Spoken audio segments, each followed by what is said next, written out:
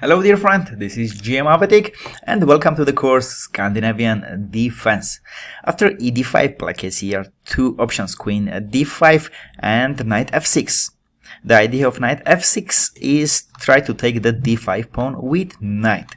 And if white try to keep this pawn playing c4, black plays here c6. Sacrificing a pawn, and after dc6, knight c6, they get strong control over d4 square. Next move, black plays e5, bishop c5, and get good compensation. And the second option after e d5 to go queen at d5. Now, before going ahead, here I have for you two news. As always, one good, one bad.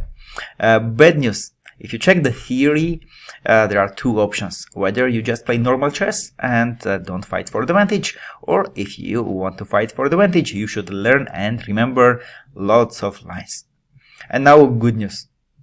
We struggled a lot which line to offer you to play, and finally our team member, Grandmaster Hovanesian Robert, came up with a nice answer. After queen d5, he offered knight f3, very tricky move, very tricky setup.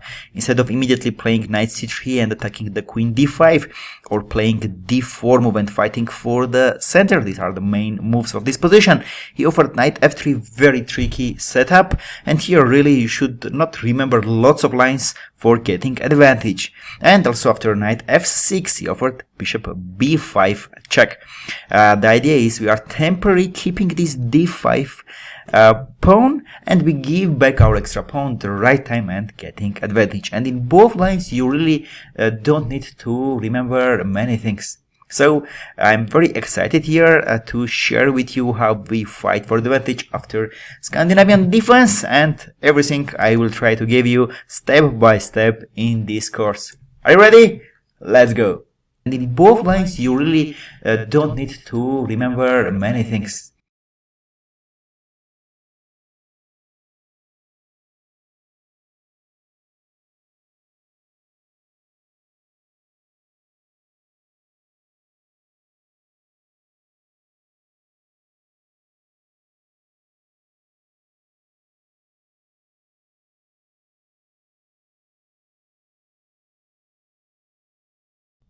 Okay, now let's see what's happened after knight f3, very strong move.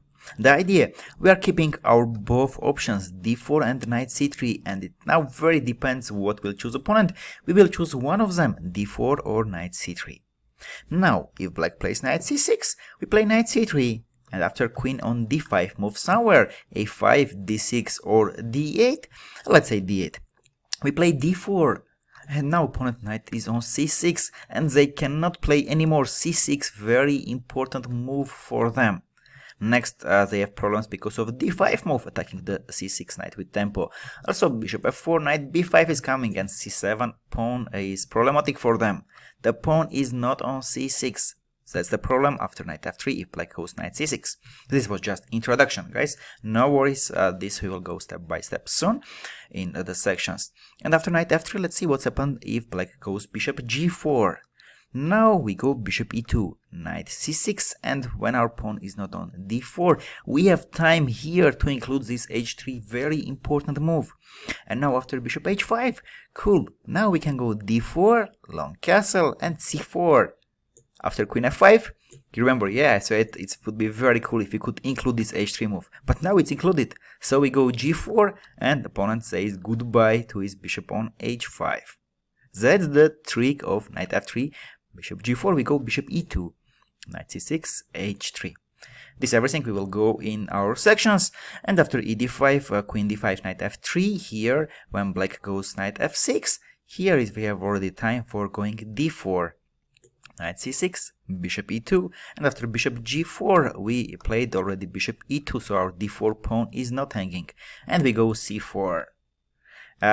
This is gonna be the main section, and before we go there we will start what's happened after knight f3 if black decide to go c5 or e5, fighting for the center, which is very suspicious because they also developed their queen at first and they will have some problems. This will be our first section. Then we will go knight c6, after which bishop g4, and at the end we will come to knight f6, main section. Let's go everything step by step.